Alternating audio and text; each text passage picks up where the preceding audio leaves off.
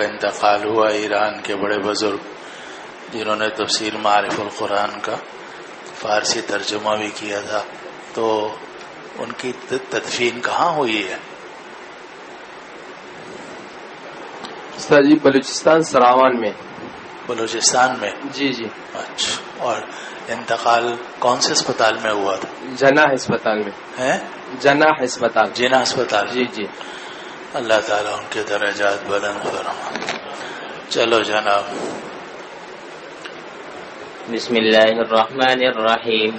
بالسند المتصل منا إلى الإمام البخاري رحمه الله تعالى ومتعنا بعلومه وبركاته آمين.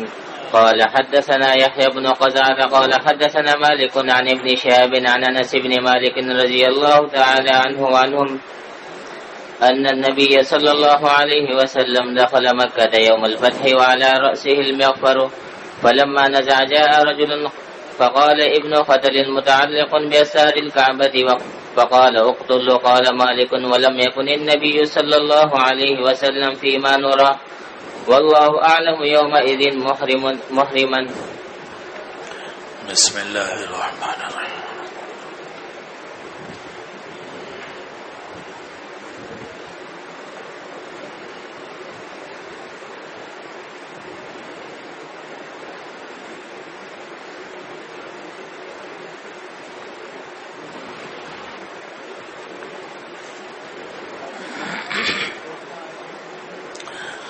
بات چل رہی ہے فتح مکہ کی، تو روایت نقل کی انس بن مالک رضی اللہ عنہ سے کہ نبی کریم صلی اللہ علیہ وسلم مکہ میں داخل ہوئے فتح مکہ والے دن، اور آپ کے سر پر مغفر تھا۔ مغفر کہتے ہیں لوہے کا خود، جو لوہے کی جو سر کی حفاظت کرنے والا ہوتا ہے۔ معلوم ہوا کہ سر کو محفوظ رکھنے کے لیے آدمی خود پہن لے یا ہیلمٹ وغیرہ پہن لے تو کوئی تقوی یا زہد کے خلاف نہیں ہے، کوئی آپ کی بزرگی کے خلاف نہیں ہے، نبی کریم صلی اللہ علیہ وسلم سے ثابت ہے۔ تو آپ کے سر پر خود تھا، اور بعد میں آپ نے خود اتار لیا، اور پھر امامہ کالے رنگ کا آپ نے پہنا، تو آپ کے سر پر خود تھا۔ پھر جب آپ نے خود اتارا، ایک آدمی آیا اور اس نے کہا کہ ابن ختل چمٹا ہوا ہے کعبے کے پردوں کے ساتھ، آپ نے فرمایا اس کو قتل کر دو۔ امام مالک فرماتے ہیں کہ نبی کریم صلی اللہ علیہ وسلم جہاں تک ہم سمجھتے ہیں اور اللہ زیادہ جاننے والا ہے، اس دن حالت احرام میں نہیں تھے، تو آپ نے احرام باندھا ہوا نہیں تھا۔ اور آگے روایتوں میں آئے گا کہ اگر کوئی شخص یہ کہے کہ نبی کریم صلی اللہ علیہ وسلم کے لیے بھی تو حرم کو حلال کر دیا گیا تھا اور بغیر احرام کے آپ داخل ہوئے، تو تم کہہ دینا کہ اللہ تعالیٰ نے اپنے نبی کے لیے کچھ دیر کے واسطے اس کو حلال کیا تھا، اور پہلے بھی حرم بعد میں بھی حرم، یہ روایت آگے آنے والی ہے۔ تو آپ کے لیے کچھ دیر کے لیے حرم کو حلال کر دیا گیا، یعنی بغیر احرام کے آپ کو داخلے کی اجازت دے دی گئی، اور مکہ مکرمہ میں اگر کوئی مقابلے میں آئے تو آپ کو قتال کرنے کی بھی اجازت دے دی گئی تھی، لیکن کچھ وقت کے لیے۔ اگلی بات یہ ہے کہ نبی کریم صلی اللہ علیہ وسلم نے ویسے تو عام معافی کا اعلان کر دیا تھا کہ جو آدمی ابو سفیان کے گھر میں داخل ہو جائے وہ بھی امن سے ہے، جو حرم میں چلا جائے وہ بھی امن سے ہے، اور جو اپنا دروازہ بند کر کے گھر کے اندر بیٹھ جائے اسے بھی امن ہے۔ لیکن 14 افراد ایسے تھے جن کے بارے میں آپ نے اعلان کیا ہوا تھا کہ جہاں بھی ملیں ان کو قتل کر دیا جائے۔ ان 14 میں سے صرف 6 کو قتل کیا گیا، 8 کو پھر آپ نے معاف کر دیا۔ ان میں وحشی ابن حرب، اکرمہ ابن ابی جہل وغیرہ تھے جو بعد میں صحابہ میں شامل ہوئے۔ تو 14 حضرات تھے جن کے قتل کا آپ نے اعلان کیا ہوا تھا، ان میں سے بھی صرف 6 کو قتل کیا گیا، ان 6 میں ایک ابن ختل بھی تھا۔ تو اس کے بارے میں آپ کو بتایا گیا کہ وہ کعبے کے پردوں سے چمٹا ہوا ہے تاکہ اس کو قتل نہ کیا جائے، لیکن آپ نے فرمایا اقتل ہو، اس کو قتل کر دو۔ اور آپ کے حاشیے میں لکھا ہوا ہے کہ اس کا نام تھا عبداللہ ابن قتل، اور یہ مسلمان ہوا پھر مرتد ہوا اور ایک آدمی کو ناحق قتل کر کے بھاگ گیا تھا، اور اس کی 2 باندیاں تھیں اور وہ رسول اللہ صلی اللہ علیہ وسلم کی حجب کیا کرتی تھی۔ اسی طرح ایک اور آدمی تھا عبداللہ ابن ابی سرا، وہ بھی فتح مکہ سے پہلے مسلمان ہوئے تھے، پھر مرتد ہو گئے تھے، لیکن حضرت عثمان غنی نے ان کو امن دے دیا تو آپ نے معاف کر دیا، چنانچہ بعد میں وہ پھر دوبارہ مسلمان ہو گئے تھے۔ اسی طرح اکرمہ ابن ابی جہل جو ابو جہل کے بیٹے ہیں، اور وہ بھی نبی کریم صلی اللہ علیہ وسلم کے بہت دشمن تھے اور وہ بھاگ گئے تھے وہاں سے، لیکن ان کی بیوی اپنے شوہر سے محبت کرتی تھی اور یہ چاہتی تھی کہ کسی طرح وہ مسلمان ہو جائیں، تو ان کو پیغام بھیجا کہ تم آ جاؤ، میں معافی کی کو درخواست کرتی ہوں۔ آپ نے معاف کر دیا۔ چنانچہ اکرمہ ابن ابی جہل جو ہیں ان کا شمار بھی صحابہ رضوان اللہ علیہم اجمعین میں ہے۔ اسی طرح حبار ابن الاسود، یہ سب آپ کے حاشیے میں لکھا ہوا ہے۔ اور اسی طرح ہند امرات ابی سفیان، جس نے حضرت حمزہ رضی اللہ عنہ کا کلیجہ چبایا تھا، حضرت معاویہ رضی اللہ عنہ کی والدہ، تو آپ نے ان کے قتل کا اعلان کیا ہوا تھا، لیکن بعد میں آپ نے ان کو بھی معاف کر دیا اور وہ بھی مسلمان ہو گئی، بلکہ انہوں نے نبی کریم صلی اللہ علیہ وسلم سے بڑی گفتگو کی، جو آپ پڑھیں گے انشاءاللہ تعالی۔ تو اسی طرح کعب ابن زہیر، یہ بھی ایک شاعر تھے اور ان کے بھی آپ نے قتل کا اعلان کر دیا تھا، لیکن بعد میں ان کو بھی آپ نے معاف کر دیا، بلکہ یہ آئے اور آ کر نبی کریم صلی اللہ علیہ وسلم کے سرانے کھڑے ہو کر پیچھے سے آئے اور اشعار پڑھنے شروع کر دیے، تو وہ اشعار پڑھے، نبی کریم صلی اللہ علیہ وسلم نے معاف کر دیا ان کو۔ اسی طرح وحشی، ان کے بھی آپ نے قتل کا اعلان کر رکھا تھا، ان کو بھی آپ نے معاف کر دیا۔ اسی طرح مقیس ابن ذبابہ اور حویرث ابن نقید، تو حویرث ابن نقید کو حضرت علی نے قتل کیا۔ خلاصہ یہ کہ 14 حضرات تھے جن کے قتل کا اعلان ہوا تھا، ان میں سے بھی آپ نے 8 کو معاف کر دیا، صرف 6 کو قتل کیا گیا، جن میں ابن قتل بھی شامل تھا۔ چلو جناب۔ وبه قال حدثنا صدقة بن الفضل قال أخبرنا ابن عيينة عن ابن نجيح عن مجاهد عن أبي معمر عن عبد الله رضي الله تعالى عنه عنهم۔ اور یہ معلوم ہوا کہ آدمی کو ضد نہیں ہونی چاہیے۔ آج کل لوگوں میں ضد ہوتی ہے، وہ جو ایک مرتبہ منہ سے نکل گیا، زمین جنبت نہ جنبت گل محمد، زمین ہل جائے گی، گل محمد اپنی جگہ سے نہیں ہلے گا۔ تو یہ طریقہ غلط ہے۔ نبی کریم صلی اللہ علیہ وسلم نے 14 لوگوں کے قتل کا اعلان کیا، لیکن پھر آپ نے کچھ کو قتل کیا، کچھ کو معاف کر دیا۔ تو انسان کو ہمیشہ لچک رکھنی چاہیے، اور یہی لچک سنت ہے نبی کریم صلی اللہ علیہ وسلم کی۔ چلو جی۔ قال دخل النبي صلى الله عليه وسلم مكة يوم الفتح وأهل البيت 60 و300 نسب، فجعل يطعنها بعود في يده ويقول جاء الحق وزهق الباطل، جاء الحق وما يبدئ الباطل وما يعيد۔ آپ مکہ داخل ہوئے فتح مکہ والے دن، اور بیت اللہ کے گرد 360 بت رکھے ہوئے تھے، آپ ان سب کو گرا رہے تھے اس لکڑی سے جو آپ کے ہاتھ میں تھی، اور آپ یہ فرما رہے تھے جاء الحق وزهق الباطل، حق آ گیا، باطل چلا گیا۔ جاء الحق وما يبدئ الباطل وما يعيد، حق آ گیا، باطل اب نہ کسی چیز کو پیدا کر سکتا ہے نہ دوبارہ کسی چیز کو لا سکتا ہے۔ چلو جی۔ بسم اللہ الرحمن الرحیم۔ نام محمد عمر، والد صاحب کا نام حیات گل، تعلق محمد ایجنسی سے ہے، اور درجہ اولا مدرسہ معارف اسلامیہ سعید آباد بلدیہ ٹاؤن میں پڑھا۔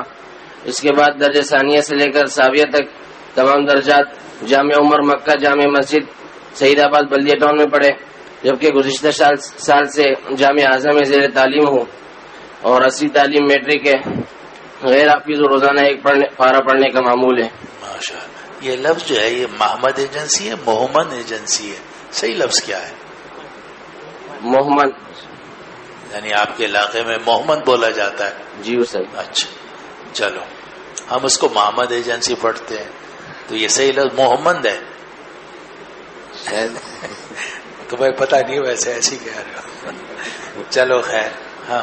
بالسند المتصل منا إلى الإمام الهمام الحافظ الحجة أمير المؤمنين في الحديث أبي عبد الله محمد بن إسماعيل بن إبراهيم بن مغيرة بن بردزبة الجعفي البخاري رحمه الله تعالى ومتعنا بعلومه وبركاته آمين. قال حدثنا إسحاق قال حدثنا عبد الصمد قال حدثني أبي قال حدثنا أيوب عن عكرمة عن ابن عباس رضي الله تعالى عنهما وعنهم أن رسول الله صلى الله عليه وسلم لما قدم مكة أبى أن يدخل البيت وفيه الآلهة فأمر بها فأخرج سورة إبراهيم وإسماعيل في أيديهما من الأسلام. فقال النبي صلى الله عليه وسلم قاتلهم الله لقد علموا ما استقسما بها قط. ثم دخل البيت فكبر في نواحي البيت وخرج ولم يصلي فيه. تابعه معمر عن أيوب وقال وهيب حدثنا أيوب عن عكرمة عن النبي صلى الله عليه وسلم. روایت نقل کی کہ رسول اللہ صلی اللہ علیہ وسلم جب مکہ مکرمہ تشریف لائے تو آپ نے بیت اللہ کے اندر جانے سے انکار کر دیا جب تک اندر بت موجود ہوں. فأمر بها، چنانچہ آپ نے حکم دیا ان بتوں کے بارے میں، وہ سارے بت نکالے گئے. وہاں اندر ایک تصویر تھی حضرت ابراہیم اور حضرت اسماعیل علیہ السلام کی، اور ان کے ہاتھوں میں جوئے کے تیر تھے. ازلام ظلم کی جمع ظلم کہتے ہیں اس تیر کو کہ جس کا پھل نہ ہو، جو عام طور سے لوگ استعمال کرتے تھے جوا نکالنے کے لیے. کرتے یہ تھے کہ کوئی اونٹ ذبح کرتے تھے اور 10 آدمی مل کر اس میں پیسے جمع کرتے تھے، پھر اس کے بعد جوا کھیلتے تھے اور وہ تیر ڈالتے تھے. کسی تیر کے اوپر لکھا ہوتا تھا اتنا، کسی میں لکھا ہوتا تھا کچھ بھی نہیں. اس طرح جس کا جو نکل آتا تھا اتنا وہ حصہ لے لیتا تھا اور کسی کو کچھ بھی نہیں ملتا تھا. تو یہ استقسام بالازلام کہلاتا ہے. اور بھی جوئے کی مختلف صورتیں تھیں، جیسے آج ہمارے معاشرے میں بھی طرح طرح کی جوئے کی صورتیں رائج ہیں. تو وہاں عام طور سے جوئے کے لیے تیروں کو استعمال کرتے تھے کہ جو پھینکنے کے کام نہ آئیں. خراب تیر ہو گئے، ان پہ کچھ لکھ دیا اور اس کو ڈبے میں ڈال دیا، پھر دیکھا ہلا دیا، پھر کسی تیر نکال لیا. تو وہاں ایک تصویر بنی ہوئی تھی بیت اللہ کے اندر کہ جن میں دکھایا گیا تھا کہ حضرت ابراہیم اور حضرت اسماعیل علیہ السلام ان کا نام تھا اور ان کے ہاتھوں میں جوئے کے تیر تھے. آپ نے فرمایا یہ تصویر بھی باہر نکالو، اور آپ نے حضرت ابراہیم اور حضرت اسماعیل علیہ السلام کی تصویر بھی نکالی جن کے ہاتھوں میں جوئے کے تیر تھے. تو نبی کریم صلی اللہ علیہ وسلم نے فرمایا اللہ تعالیٰ ان مشرکین کو قتل کرے.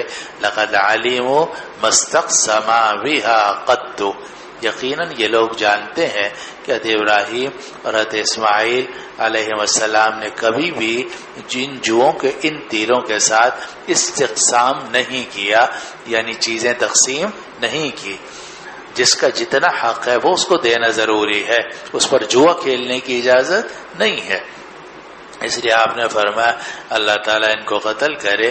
یہ لوگ جانتے ہیں کہ ابراہیم اور اسماعیل علیہ السلام نے کبھی بھی ان تیروں کے ساتھ استقسام نہیں کیا، یعنی مال تقسیم نہیں کیا، جوا نہیں کھیلا. پھر اس کے بعد آپ بیت اللہ میں داخل ہوئے اور آپ نے بیت اللہ کے مختلف کناروں میں اللہ اکبر تکبیر کہی اور باہر نکل آئے. اور عبداللہ ابن عباس فرماتے ہیں کہ وہاں آپ نے نماز نہیں پڑھی، لیکن یہ روایت باقی تمام روایات کے خلاف ہے. آگے روایت آ رہی ہے کہ آپ نے نماز پڑھی ہے. اسی لیے اگر ایک راوی بیان کرے کہ نماز نہیں پڑھی تو یہ عدم علم ہے، اور عدم علم عدم کو مستلزم نہیں ہوتا. اپنے علم کے مطابق انہوں نے کہا کہ نماز نہیں پڑھی. ایک طالب علم کہتا ہے کہ فلاں صاحب نہیں آئے، دوسرے کہتے ہیں ہم نے خود دیکھا اپنی آنکھوں سے وہ آئے ہیں. تو اس نے اپنے عدم علم کا اظہار کیا اور دوسروں نے اپنے علم کے مطابق روایت کی. تو یہ جو عبداللہ ابن عباس کی روایت ہے رضی اللہ عنہ کی کہ آپ نے نماز نہیں پڑھی، یہ مرجوح ہے، راجح یہ ہے کہ آپ نے پڑھی ہے. جی. باب دخول النبی صلی اللہ علیہ وسلم من اعلی مکہ. اب یہ باب قائم کیا کہ آپ مکے کے اوپر کی طرف سے داخل ہوئے. جی ارشاد. جی پچھلی حدیث میں دخل نبی صلی اللہ علیہ وسلم مکہ یوم الفتح، اور اس حدیث میں ہے ابا ان يدخل مکہ. میں سمجھا نہیں آپ کیا کہنا چاہتے ہیں. جی پچھلی حدیث میں دخل نبی صلی اللہ علیہ وسلم مکہ یوم الفتح، اور تو مکہ میں تو داخل ہوئے تھے فتح مکہ والے دن. اور اس حدیث میں لما قدم مکہ ابا ان يدخل البیت. ہاں بیت سے مراد ہے بیت اللہ. جی اس میں تو بت نکالے گئے تھے، اس میں اس حدیث میں کہ بت نہیں نکالے گئے. تو کہاں ہے کہ نہیں نکالے گئے؟ اس حدیث میں تو ذکر نہیں ہے استاد جی کہ بت نکالے گئے. نہیں، جب آپ مکہ مکرمہ میں داخل ہوئے تو بیت اللہ کے ارد گرد 360 بت رکھے ہوئے تھے، تو آپ نے سب بتوں کو گرا دیا اپنی لکڑی سے. آپ کے ہاتھ میں چھڑی تھی، اس چھڑی سے مار مار کے آپ نے وہ سب بت گرا دیے. پھر آپ بیت اللہ میں اندر جانا چاہتے تھے لیکن اندر بھی بت رکھے ہوئے تھے، تو آپ نے حکم دیا کہ سارے بت باہر نکالے جائیں. تصویر بھی باہر نکال دی گئی. پھر اس کے بعد آپ اندر تشریف لے گئے اور اندر جا کر آپ نے نماز پڑھی. نہیں سمجھے بات کو؟ چلو. وقال کہاں ہے؟ ہاں جی پڑھو.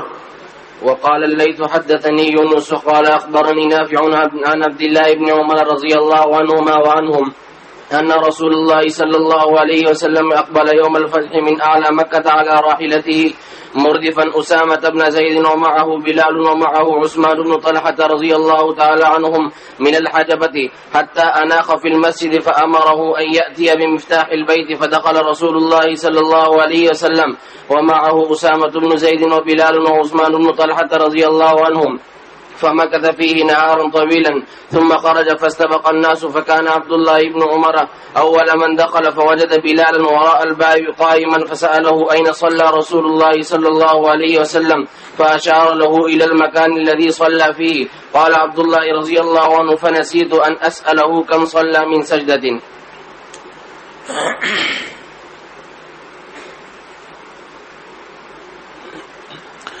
اللهم لا سهل إلا ما جعلته سهلا وأنت تجعل الحزن سهلا إلى شيء. روایت نقل کی کہ نبی کریم صلی اللہ علیہ وسلم قضا سے داخل ہوئے. کل ہم نے روایت پڑھی تھی، اس میں الٹ آیا تھا کہ نبی کریم صلی اللہ علیہ وسلم قضا سے داخل ہوئے اور خالد بن الولید کو آپ نے قضا سے داخل ہونے کا حکم دیا. حالانکہ یہ غلط ہے، راجہ یہ ہے کہ آپ قضا سے داخل ہوئے. اور اصل میں مکہ مکرمہ میں داخل ہونے کے دو راستے ہیں، ایک قضا اور ایک قدا. یہ جو مکہ مکرمہ ہے اب تو خیر بہت شکل بدل گئی ہے، یہ پہاڑوں کے درمیان گھرا ہوا، خاص طور پر بیت اللہ کی جو جگہ ہے وہ پہاڑوں کے درمیان گھری ہوئی ہے. تو ایک طرف سے راستہ ذرا اونچائی سے آتا ہے، وہ قضا کہلاتا ہے، اور ایک نیچے سے راستہ آتا ہے جاتا ہے، اسے بسفلہ بھی کہتے ہیں. آج کل اس زمانے میں قدا کہا جاتا تھا. اب بھی جو مکہ مکرمہ میں انہوں نے ٹریفک کا نظام بنایا ہوا ہے، تو سعودی عرب کی آج کل کی حکومت نے بھی اس میں یہ ہے کہ اوپر سے آتے ہیں، کوئی قضا سے آتے ہیں، وہاں حجون بھی ہے، معلّہ بھی ہے، اور وہ خیف بنی کنانہ بھی ہے، شیب ابی طالب بھی ادھر ہی ہے، اور وہیں مدعا ہے. کسی زمانے میں مدعا ہوتا تھا، اب تو وہ ختم ہی ہو گیا، بالکل ختم کر دیا انہوں نے. اور مدعا وہ جگہ تھی کہ جہاں ابراہیم علیہ السلام نے دعا کی تھی. انہوں نے اپنے بیٹے اور اپنی بیوی کو یہاں چھوڑا تھا، پھر اس کے بعد واپس جانے لگے.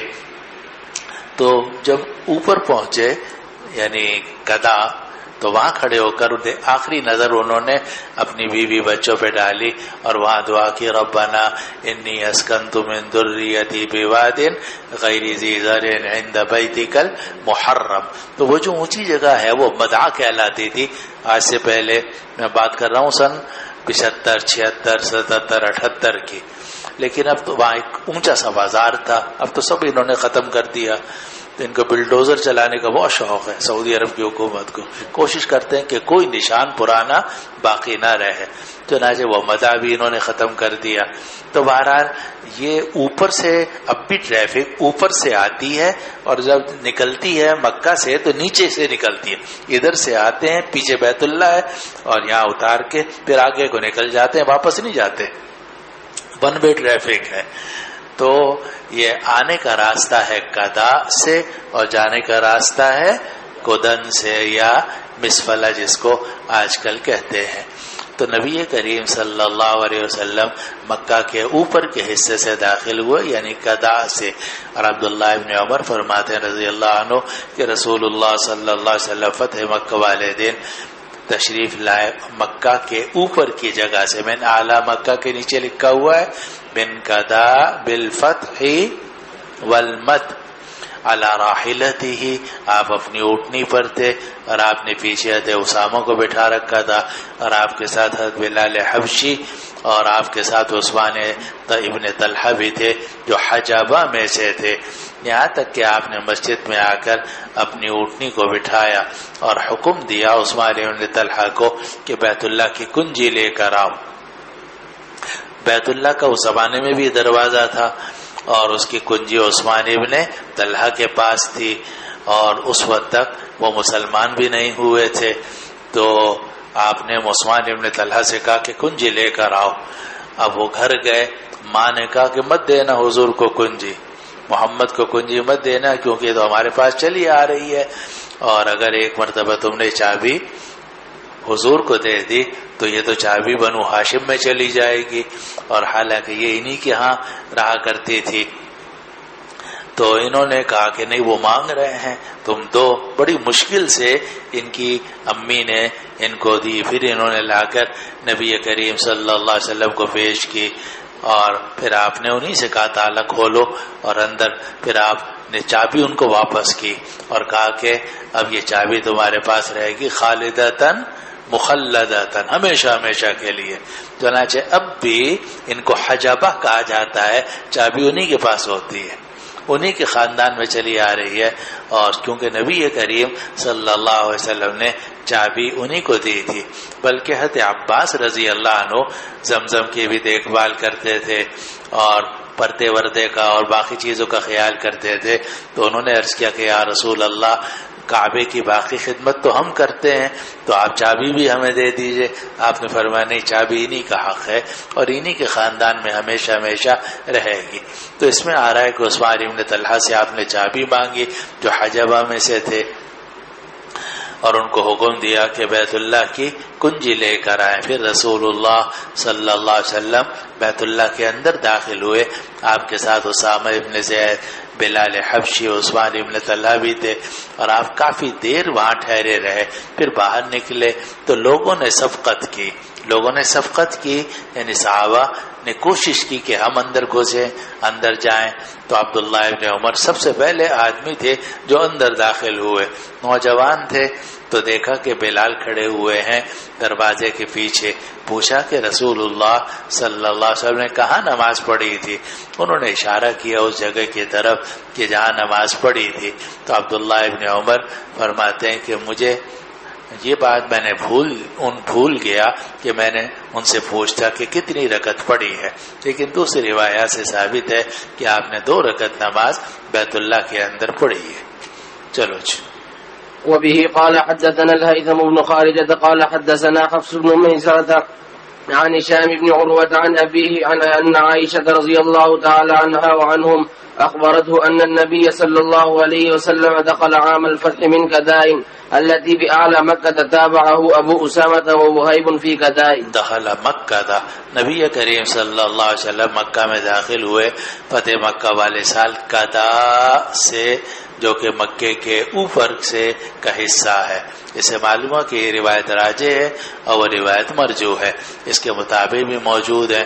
ابو اسامہ اور وہیب نے بھی کدا کا ذکر کیا ہے بالمد. چلو جی. وبه قال حدثنا عبيد بن إسماعيل قال حدثنا أبو أسامة عن هشام عن أبيه دخل النبي صلى الله عليه وسلم عام الفتح من أعلى مكة من كداء. نبی کریم صلی اللہ علیہ وسلم فتح مکہ والے سال مکہ کے اوپر سے داخل ہوئے، یعنی کدا سے داخل ہوئے. جی. باب منزل النبي صلى الله عليه وسلم يوم الفتح.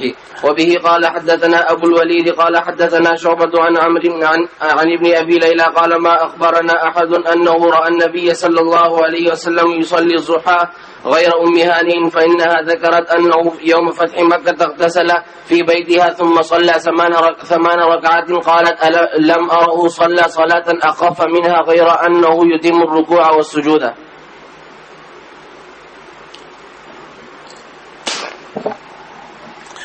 روایت ہے ابن ابی لیلہ عبد الرحمن ابن ابی لیلہ سے. آپ جانتے ہوں گے شاید کہ ابن ابی لیلہ 3 ہیں. ابن ابی لیلہ الاکبر، یہ عبداللہ، یہ ہیں عبد الرحمن ابن ابی لیلہ، یہ بڑے بھائی ہیں. اور باقی 2 جو ہیں، ایک کا نام ہے عبداللہ، ایک کا نام ہے عیسیٰ. تو یہ ابن ابی لیلہ الاکبر کہلاتے ہیں. یہ کہتے ہیں کہ ہمیں کسی نے یہ بات نہیں بتلائی کہ اس نے نبی کریم صلی اللہ علیہ وسلم کو چاش کی نماز پڑھتے ہوئے دیکھا ہو. یعنی صحابہ میں سے کسی نے یہ روایت نہیں کی کہ آپ نے کبھی چاش کی نماز پڑھی ہے، سوائے ام ہانی کے. ام ہانی بتاتی ہیں کہ فتح مکہ والے دن آپ میرے گھر میں آئے تھے، آپ نے آ کر غسل کیا اور پھر 8 رکعت نماز پڑھی. اور ام ہانی کہتی ہیں کہ میں نے نہیں دیکھا آپ کو کہ آپ نے کوئی نماز اتنی ہلکی پڑھی ہو، علاوہ اس کے کہ آپ رکوع و سجود کو پورا کر رہے تھے. تو جب آپ مکہ میں داخل ہوئے، خود اتارا اور عام کپڑے پہنے، غسل کیا. غسل کر کے آپ نے عام کپڑے پہنے تو غسل آپ نے جلدی سے کیا. اور چونکہ کام بہت تھے باہر، ظاہر ہے مکہ فتح ہوا تھا، سارا انتظام آپ نے کرنا تھا، تو آپ نے وہاں 8 رکعت نماز پڑھی ہے بہت تیزی کے ساتھ. غیر انہ یتم الرکوع والسجود. دیکھو اس میں بڑی عجیب یہ بات جملہ آیا ہے، علاوہ اس کے یہ ہے کہ آپ رکوع اور سجود کو پورا کر رہے تھے. معلوم ہوا کہ جو تخفیف آپ کریں گے وہ کس میں کریں گے؟ قیام میں کریں گے.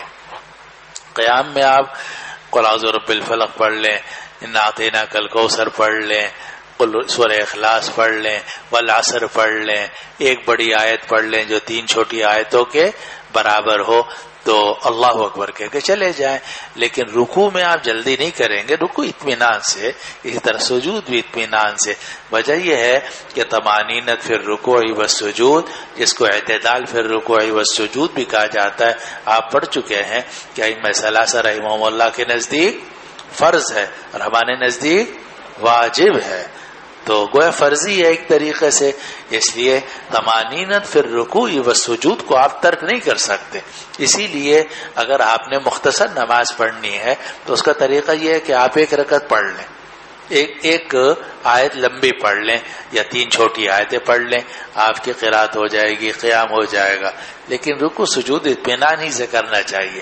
تو نبی کریم صلی اللہ علیہ وسلم نے فتح مکہ کے موقع پر چاشت کے وقت میں 8 رکعت نماز پڑھی اور بہت تیزی سے پڑھی، ہلکی نماز، یعنی آپ نے لمبی نماز نہیں پڑھی.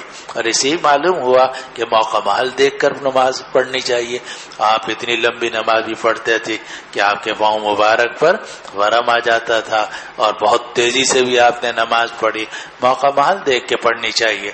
علاوہ اس کے بعد یہ ہے کہ آپ رکوع اور سجود پورا کر رہے تھے، یعنی رکوع سجود میں آپ نے جلدی نہیں کی. چلو جی. بسم اللہ الرحمن الرحیم. نام فضل اللہ، والد صاحب کا نام مولانا فضل عظیم صاحب، تعلق باجوڑ ایجنسی سے ہے. ابتدائی 2 درجات ادارہ علوم اسلام اسلام آباد میں پڑھے ہیں. درجہ ثالثہ سے درجہ سابعہ تک جامعہ فاروقیہ ذیلدیر میں پڑھے ہیں، اور اس سال جامعہ حاضہ میں زہری تعلیم ہو. لاؤڈ اسپیکر ذرا قریب کر لو تاکہ آپ کی آواز اچھی طرح پہنچ جائے. چلو آگے. اقرا. بسم اللہ الرحمن الرحیم.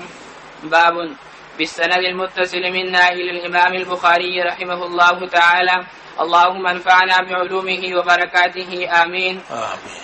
أنه قال حدثني محمد بن بشار قال حدثنا غندر قال حدثنا شعبة عن منصور عن أبي الزحى عن مسروق عن عائشة رضي الله تعالى عنها وعنه قالت كان النبي صلى الله عليه وسلم يقول في ركوعه وسجوده سبحانك اللهم ربنا وبحمدك اللهم اغفر لي. نبی کریم صلی اللہ علیہ وسلم اپنے رکوع و سجود میں یہ کہا کرتے تھے سبحانک اللہم ربنا وبحمدک اللہم اغفر لی. اے اللہ میں آپ کی پاکی بیان کرتا ہوں، آپ ہمارے پروردگار ہیں اور آپ کی پاکی بیان کرتا ہوں آپ کی حمد کے ساتھ، اے اللہ مجھے معاف فرما دیجئے. اور یہ جو آپ پڑھتے تھے یہ اذا جاء نصر اللہ والفتح کے بعد پڑھتے تھے. جب فتح مکہ ہو گئی تو سورت نازل ہوئی کہ اذا جاء نصر اللہ والفتح ورأیت الناس يدخلون فی دین اللہ افواجا. تو اس کی آخر میں آتا ہے فسبح بحمد ربک واستغفر، اپنے رب کی حمد کے ساتھ اللہ کی پاکی بیان کیجئے اور استغفار کیجئے. انہ کان توابا، بے شک اللہ تعالی بہت توبہ قبول کرنے والا ہے. تو فسبح بحمد ربک واستغفر، تو آپ اس لفظ پر عمل کرتے تھے اور رکوع سجدے میں پھر یہ کہنے لگے سبحانک اللہم ربنا وبحمدک اللہم اغفر لی. بالکل اس کے مطابق جیسا حکم آیا تھا اسی کے مطابق سبحانک اللہم ربنا وبحمدک اللہم اغفر لی. چلو جی. وبه قال حدثنا أبو النعمان قال حدثنا أبو عوانة عن أبي بشر عن سعيد بن جبير عن ابن عباس رضي الله تعالى عنهما قال كان عمر رضي الله تعالى عنه وعنهم يدخلني مع أشياخ بدر فقال بعضهم لما تدخل هذا الفتى معنا ولنا أبناء مثله فقال إنه ممن قد علمتم. قال فدعاهم ذات يوم ودعاني معهم. قال وما رؤيته دعاني يومئذ إلا ليريهم مني. فقال ما تقولون إذا جاء نصر الله والفتح ورأيت الناس يدخلون حتى ختم السورة. فقال بعضهم أمرنا أن نحمد الله ونستغفره إذا نصرنا وفتح علينا. وقال بعضهم لا ندري ولم يقل بعضهم شيئا. فقال لي ابن عباس أكذاك تقول؟ قلت لا. قال فما تقول؟ قلت هو أجل رسول الله صلى الله عليه وسلم أعلمه الله له إذا جاء نصر الله والفتح فتح مكة فذاك علامة أجلك فسبح بحمد ربك واستغفره إنه كان توابا. قال عمر رضي الله تعالى عنه ما أعلم منها إلا ما تعلم. اس روایت کا خلاصہ یہ ہے کہ حضرت عمر فاروق رضی اللہ عنہ امیر المومنین تھے، اپنے زمانے میں خلیفہ برحق تھے. تو وہ مشورہ کیا کرتے تھے اور جن لوگوں سے مشورہ کرتے تھے ان میں مشائخ بدر تھے اور مشائخ احد، مشائخ بیعت الرضوان، بڑے لوگ تھے. لیکن ایک لڑکا بھی اس میں بٹھاتے تھے ساتھ، وہ عبداللہ ابن عباس تھے.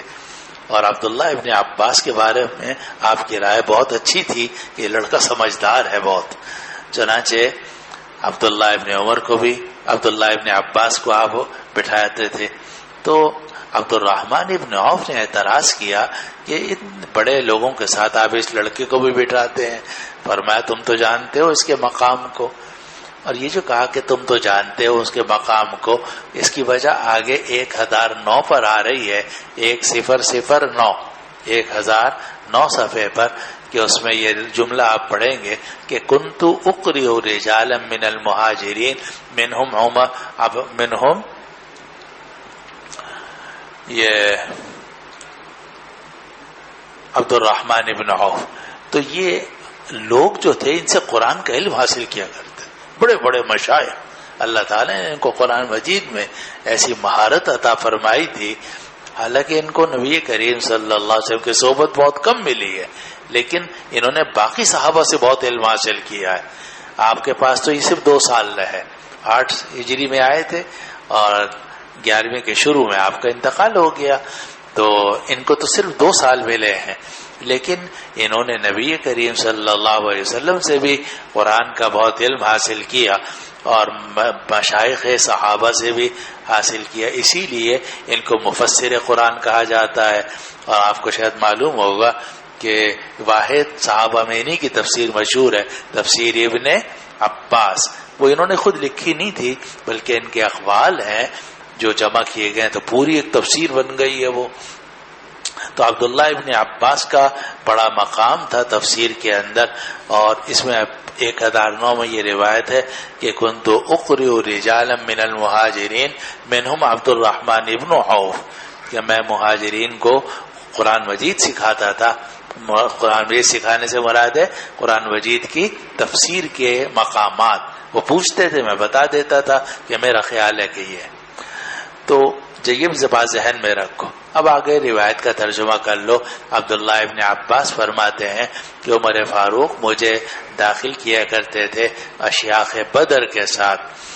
ان میں سے بعض لوگوں نے کہا، وہ بعض کون ہیں؟ عبد الرحمن ابن عوف، جیسا کہ باقی روایتوں میں آگے تصریح آ جائے گی کہ لم تدخلوا هذا الفتح، لم تدخلوا هذا الفتح معنا، کہ آپ اس لڑکے کو، اس نوجوان کو ہمارے ساتھ کیوں داخل کرتے ہیں، حالانکہ ہمارے بھی بیٹے ہیں اسی جیسے، یعنی یہ تو ہمارے بیٹوں کی طرح ہے، تو مشائخ کے ساتھ آپ اس لڑکے کو کیوں بٹھاتے ہیں؟ تو عمر فاروق نے فرمایا انہ ممن قد علمتم، بے شک ابن عباس ان لوگوں میں سے ہیں جن کو تم جانتے ہو۔ جانتے ہو کہتے ہیں کہ تم تو خود ان سے پڑھتے ہو، خود ان سے قرآن مجید کی باتیں سیکھتے ہو، اس لیے میں ان کو یہاں بھی۔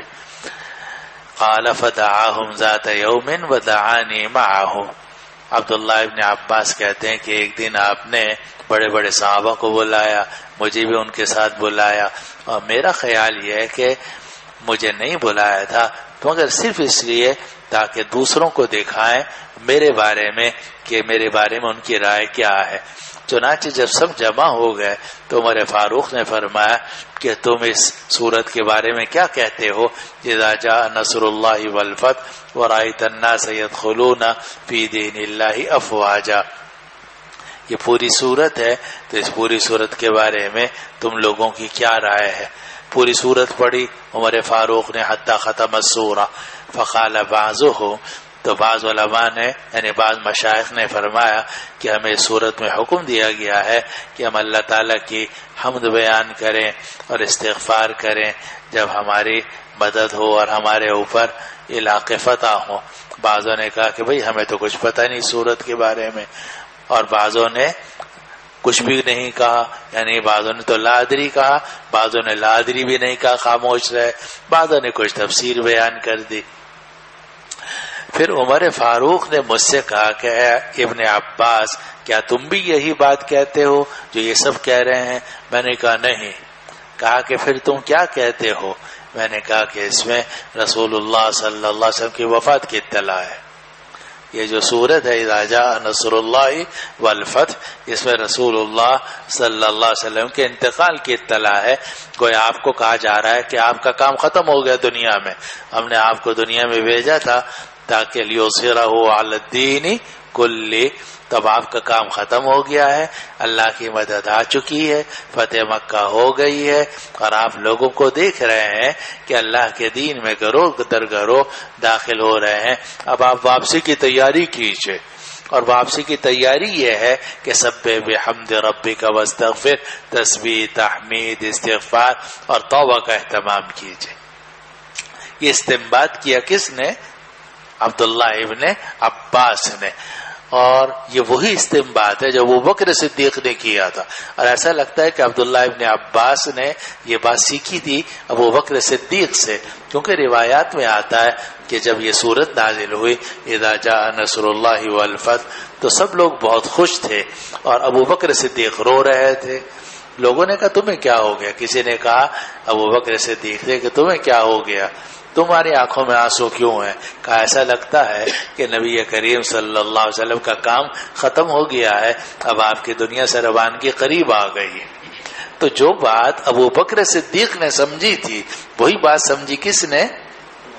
عبداللہ ابن عباس نے بھی۔ چنانچہ اس روایت میں ہے کہ میں نے کہا کہ یہ اس میں رسول اللہ صلی اللہ علیہ وسلم کی موت کی اطلاع ہے، اور اللہ تعالیٰ نے آپ کو یہ موت کی اطلاع دی ہے کہ جب اللہ کی مدد آ گئی ہے، فتح مکہ ہو گئی ہے، بس یہ آپ کی وفات کی علامت ہے۔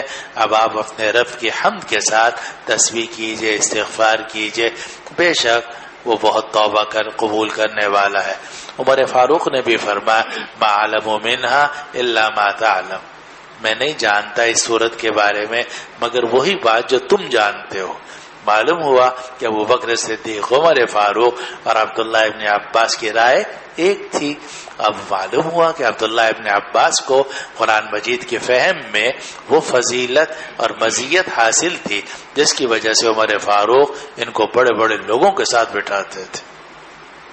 اور اسی سے یہ بات بھی معلوم ہو گئی کہ جب آدمی بوڑھا ہو جائے تو پھر آدمی کو ان چیزوں کا اہتمام کرنا چاہیے۔ جب موت کا وقت دیکھیے اب قریب آ رہا ہے تو تسبیح، تحمید، استغفار، توبہ، 4 چیزیں، تسبیح، تحمید، استغفار، توبہ، کہ سبحانک اللہم ربنا و بحمدک اللہم اغفر لی۔ اسی کو کفارت المجلس بھی کہا جاتا ہے۔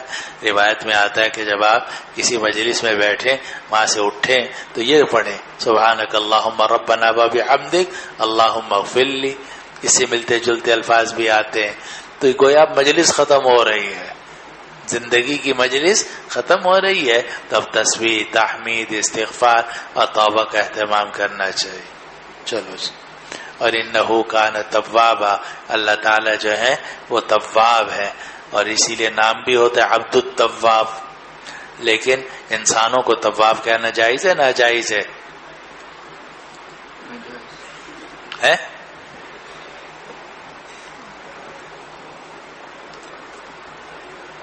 ان اللہ یحب التوابین ویحب المتطہرین۔ آپ تو فوراً شرک کا حکم لگا دیتے ہو، اس لیے کہ آپ نے قرآن پڑھنا ہے، نہ حدیث پڑھنی ہے، نعرے لگانے ہیں، مشرک ہو گیا، مشرک ہو گیا، مشرک ہو گیا۔ حالانکہ اللہ تعالیٰ بھی تواب ہے، اور جو آدمی بار بار توبہ کرتا وہ بھی تواب ہے۔ ان اللہ یحب التوابین ویحب المتطہرین۔ قرآن مجید میں مولانا، میں کہانی نہیں سنا رہا آپ کو، اس لیے کہ تابہ یتوبو کے معنی ہے لوٹنا۔ تو جو بندہ اللہ تعالیٰ کی طرف بہت لوٹتا ہو استغفار کے ساتھ، اللہ تعالیٰ اس کی طرف بہت لوٹتے ہیں رحمت کے ساتھ، معافی کے ساتھ۔ چلو جی۔ وبه قال حدثنا سعيد بن شرحبيل قال حدثنا الليث عن المقبوري عن ابي شريح العدوي انه قال لعمرو بن سعيد وهو يبعث البعوث إلى مكة إذن لي أيها الأمير أحدثك قولا قام به رسول الله صلى الله عليه وسلم الغد يوم الفتح سمعته أذناي ووعاه قلبي وأبصرته عيناي حين تكلم به حمد الله وأثنى إنه عليه ثم قال إن مكة حرمها الله فلم يحرمها الناس لا يحل لامرئ يؤمن بالله واليوم الآخر أن يسفك بها دما ولا يعضد بها شجرا فإن أحد ترخص لقتال رسول الله صلى الله عليه وسلم فيها فقولوا له إن الله أذن لرسوله ولم يأذن لكم وإنما أذن لي فيها ساعة من نهار وقد عادت حرمتها اليوم كحرمتها بالأمس وليبلغ الشاهد الغائب. فقيل لأبي شريح ماذا قال لك عمرو؟ قال أنا أعلم بذلك منك يا أبا شريح إن الحرم لا يعيد عاصيا ولا فارا بدم ولا فارا بخربة. یہ حدیث تو پڑھ لی ہوگی. اچھا چلو نہیں پڑھی. یہ تو بخاری کے شروع میں بھی کتاب العلم پڑھ رہے ہیں, ابھی نہیں پڑھی. ابو شریح عدوی رضی اللہ عنہ سے روایت ہے کہ انہوں نے عمرو ابن سعید سے کہا, اور عمرو ابن سعید جو تھا وہ لشکر بھیج رہا تھا مکہ کی طرف. عمرو ابن سعید القرشی یہ یزید کا گورنر تھا, مدینہ منورہ کا گورنر تھا. ادھر مکہ مکرمہ میں حکومت قائم کر لی تھی حضرت عبداللہ ابن زبیر رضی اللہ عنہ نے, تو یہ ان کے مقابلے کے لیے لشکر بھیج رہا تھا. تو یہ عمرو ابن سعید جو یزید کا گورنر تھا وہ لشکر بھیج رہا تھا مکہ کی طرف, لیغزو عبداللہ ابن الزبیر لامتناعہ من مبایعت یزید ابن معاویہ, کیونکہ عبداللہ ابن زبیر نے یزید ابن معاویہ کے ہاتھ پر بیعت کرنے سے انکار کر دیا تھا, تو ان کے مقابلے کے لیے یہ عمرو ابن سعید لشکر بھیجنے لگا.